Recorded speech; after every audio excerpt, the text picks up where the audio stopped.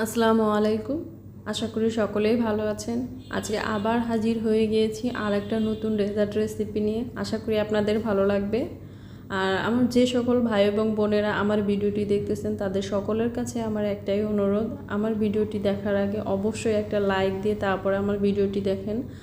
আর আমার ভিডিওটি যদি ভালো লেগে যায় অবশ্যই সুন্দর একটা কমেন্টস করে তারপরে আমার চ্যানেলটিকে সাবস্ক্রাইব করে আমার পাশে থেকে যান আরও নতুন নতুন ভিডিও পাওয়ার জন্য।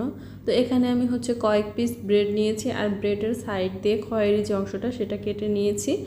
আর ব্রেডটা যেহেতু ছোটো সাইজের এর জন্য আমি কয়েক পিসই নিয়েছি। আর আসলে এখানে কয়েক পিস তো মেইন কথা না, মেইন কথা যার যার প্রয়োজন অনুযায়ী যার যতটুকু প্রয়োজন সে ততটুকুই নেবে। তো আমি এগুলো ব্লেন্ডারে ব্লেন্ড করে নিয়েছি। দেখুন কতটা সুন্দর হয়েছে, দানা দানা একদম সুজির মতো হয়ে গিয়েছে। তো এখন একটা চুলার মধ্যে আমি প্যান বসিয়েছি, তার মধ্যে 1 টেবিল চামচ ঘি দিয়েছি। ঘি দিয়ে এখন একটু ঘিটা গলে গেলে তার মধ্যে দিয়ে দিব এই যে ব্রেডগুলো যে গুঁড়ি করে নিয়েছি, ব্রেড ক্রাম্বগুলো সেগুলো দিয়ে দিচ্ছি। ব্রেডের যে গুঁড়িগুলো করে নিয়েছি সেগুলো। আর এটা গুঁড়ি করার পরে আমার মেজারমেন্ট কাপের 1 কাপের মতো হয়েছে। এখানে কিন্তু চেপে চেপে 1 কাপ হয়নি, জাস্ট কাপের মধ্যে ঢেলে দিয়েছি, সেই পরিমাণে 1 কাপ হয়েছে। তো আর দিয়ে দিচ্ছি 1 চিমটি লবণ আর একটু এলাচ গুঁড়ি। এটা সুন্দর একটা গ্রানের জন্য এলাচ গুঁড়িটা দিয়ে নিচ্ছি। আর মিষ্টি জাতীয় খাবারে একটু কিন্তু লবণ দিলে দেখা যায় যে স্বাদটা আর একটু বেড়ে যায়। তো এখানে আমি মেজারমেন্ট কাপেরই 1 কাপ লিকুইড গরুর দুধ দিয়ে দিচ্ছি।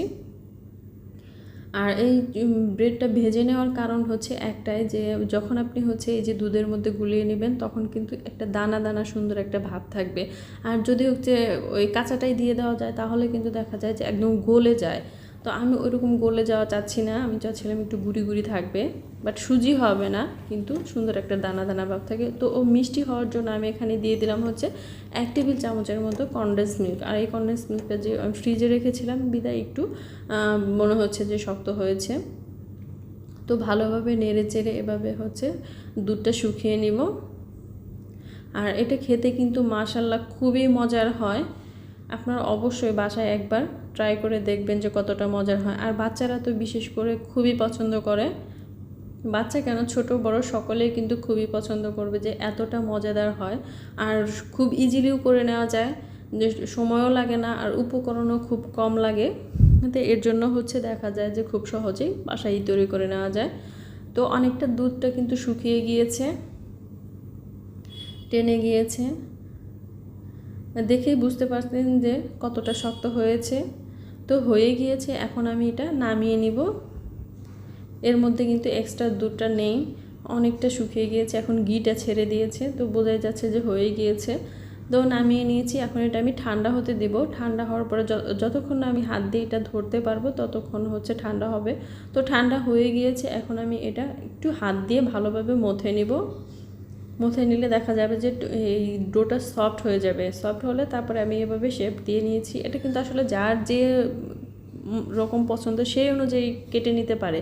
তো আমার এরকমভাবে পছন্দ হয়েছে, তো আমি এরকমভাবে কেটে নেব। এটা এখন আমি একটা কাগজের মধ্যে মুড়িয়ে তারপরে নর্মাল ফ্রিজে রেখে দেবো। এখানে কেউ চাইলে ফয়েল পেপার ব্যবহার করতে পারে, তো আমি পলিথিন দিয়েই, নর্মাল যে পলিথিনগুলো সেগুলো দিয়ে মুড়িয়ে নিয়ে তারপরে নর্মাল ফ্রিজে রেখে দিচ্ছি। যেহেতু আমার এক হাতে ফোন আর ক্যামেরা আর আরেক হাত দিয়ে মুড়িয়ে নিয়েছি, এর জন্য আপনাদের সাথে আমি ওটা শেয়ার করতে পারিনি। তো ফ্রিজ থেকে আমি 3-4 ঘন্টা পরে ফ্রিজ থেকে বের করে নিয়েছি। দেখুন কতটা সুন্দর হয়েছে।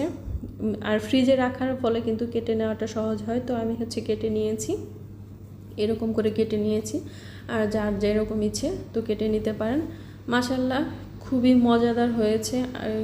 আর এভাবে আমি একটু গুঁড়ো দুধ আর ইয়া দিয়ে সাজিয়ে নিয়েছি, যার যেরকম ইচ্ছে সাজিয়ে নিতে পারেন, চাইলে নাও নিতে পারেন।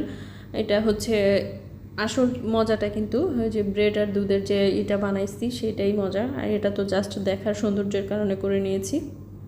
এই তো আমার ভিডিওটি যদি আপনাদের একটুও ভালো লেগে থাকে অবশ্যই আমার পাশে থাকেন আর অবশ্যই লাইক করবেন। আর আমার যে সকল বন্ধুরা আমার ভিডিওগুলো দেখেন, দেখা যায় যে অনেকেই আমার ভিডিওতে লাইক করেন না, তো এটা আমার খুবই খারাপ লাগে। আপনারা অবশ্যই একটা লাইক দিয়ে দেখবেন। Thank you.